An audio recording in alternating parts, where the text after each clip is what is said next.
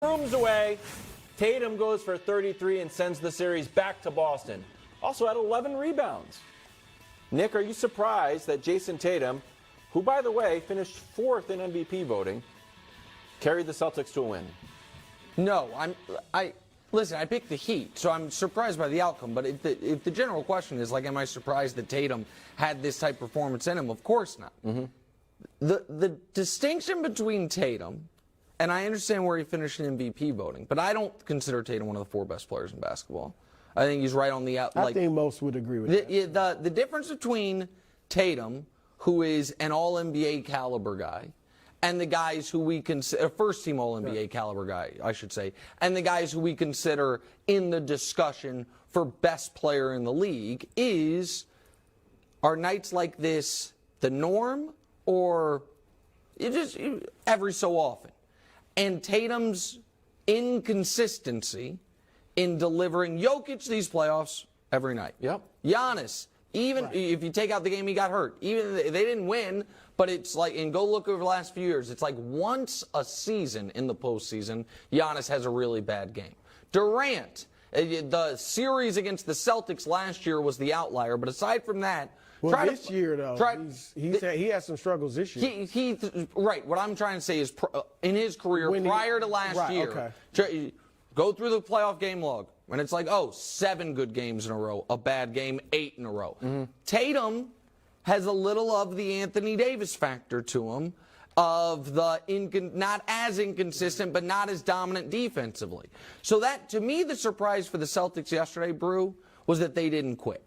That they didn't roll over. That's not a good sign. No, but teams when they're down 3-0, we saw the graphic. I think 77 or 78 of the 150 have lost the fourth game because they're just done.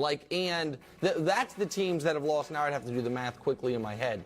So 58 teams. So it's 92 that have lost game 4. But not all those teams just quit. But a lot of them weren't nearly as good. But a lot of them did quit. And in game 3, they had quit. So I thought they was like, you know what, Missoula's going to be out of here. We're done. We don't even like each other as much as we thought. But they didn't do that. They held it together. Well, yeah, the fear had to be for Boston fans that once Boston's going to hit them hard early, and then once Miami shows, no, we're not just going to, coast because we're up 3-0. And now okay, this is going to be a hard 48 minutes if we just want to survive. That's when a lot of teams buckle, when you're down 3-0. And they didn't, so I give them credit for that. Look, Jayson Tatum, as much as I like him, is not on the level of Giannis, Jokic. It might be it. Yeah, Embiid now, Embiid his in the playoff He's performance is first-team All-NBA. I would say Embiid technically, but I'll give you that. I'll give you. Can I ask you a question? Tatum's first-team All-NBA. That's what I'm saying. But you're always ripping him. Ripping Tatum? Yeah. Well, because we don't treat Tatum like the awards that he has. He's first-team All-NBA. He's fourth in MVP. Why can't we say, hey, man, we need more from you? No, that's Tatum. He's young. He's 14 years old. Honestly, I think a lot of this, and you're right, but a lot of it is because the guys we treat like that are unique. We haven't seen LeBron to do what he does at the size of Karl Malone.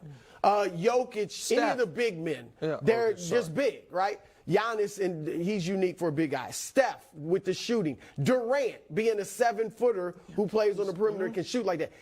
They're unique, so we automatically are like, they're all-time greats, and we view them differently. I agree. We've seen a lot of Jayson Tatums. He's great, and he looks like he's headed to the Hall of Fame eventually. He's a great player, but I don't think he's nearly as inconsistent as Anthony Davis.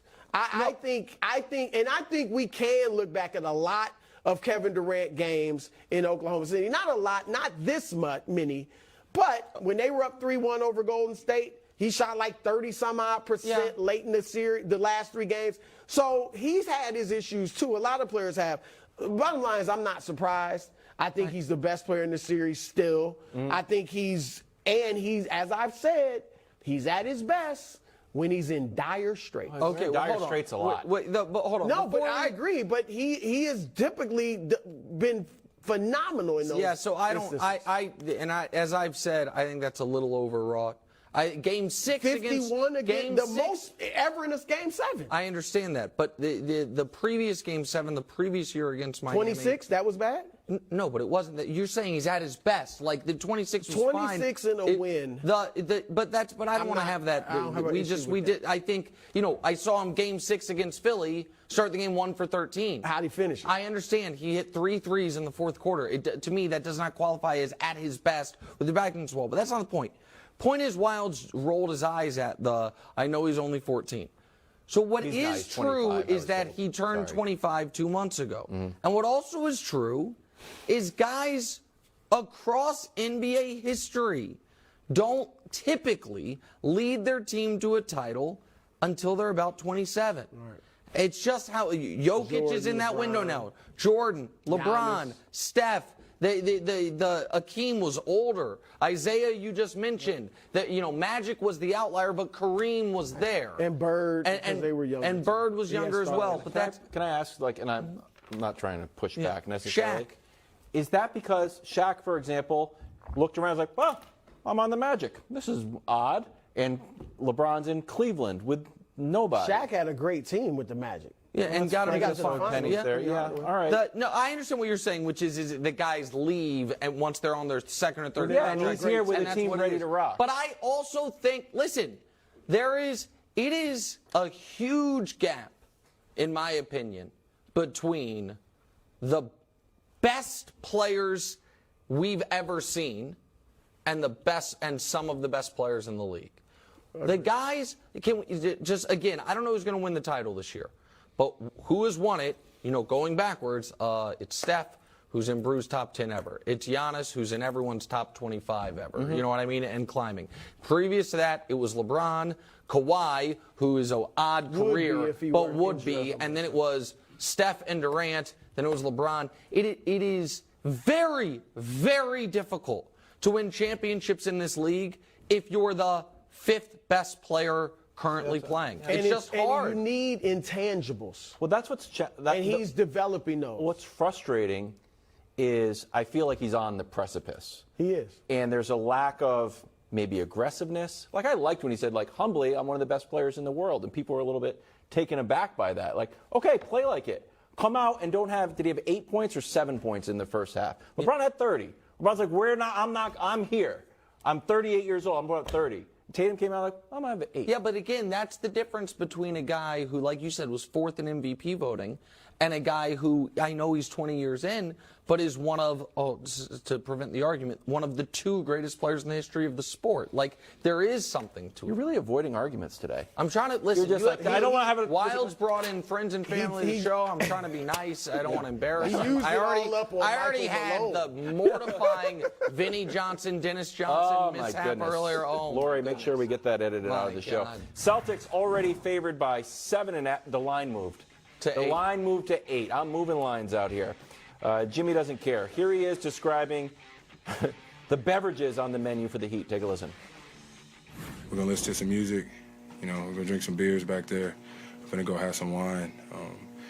I don't think that you could just focus on basketball all the time. Myself and my teammates, we're going to do the same thing. We're going to smile. We're going to be in this thing together like we always are. We're going to go get one on the road. I mean, I got to love it. I do not recommend drinking beer and wine in the same sitting. Perhaps it's 2 different groups of people. Would it be panic time if the Celtics forced Game 6? Look, I picked, as you know, the Celtics, and so I would be overjoyed. And I'd be feeling good about their chances, much better than I do now. But if I were a Heat fan or a Heat player, no. There's no time for them to panic in this series.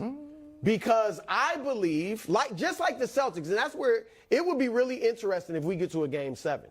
Because I think both of these teams are at their best when their backs are against the wall. The Heat have not had their backs against the wall all postseason. They've never trailed in a series. They've been up 3-1 in every series. So what are you basing that on? Jimmy Butler?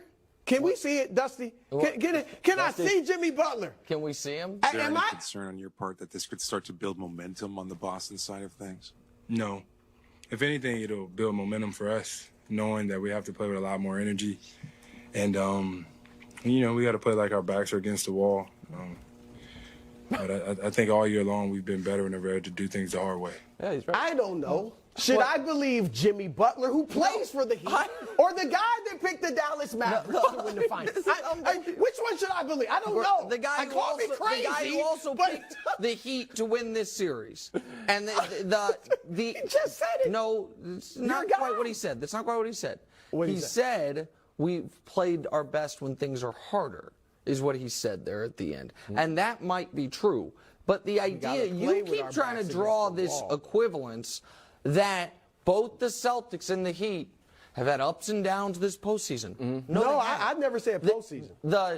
I've said this season. Okay, period. So listen, and your boys lost to the Atlanta freaking Hawks in the first play-in, and we're down 3 to the Chicago freaking Bulls in the play-in. We're down with 3 minutes, not down 3, but down with 3 minutes left. Yeah, They barely got to the second season. And since then, they're 11-4 in the playoffs.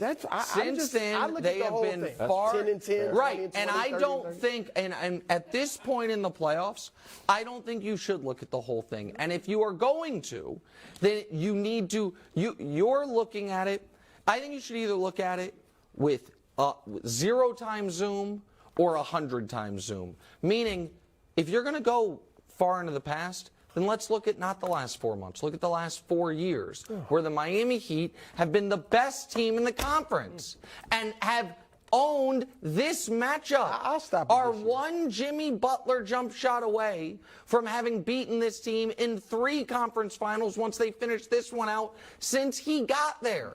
So, yeah, the Heat have faced no adversity. It's not time to panic. They're going to win the series. And Brew is going to be one.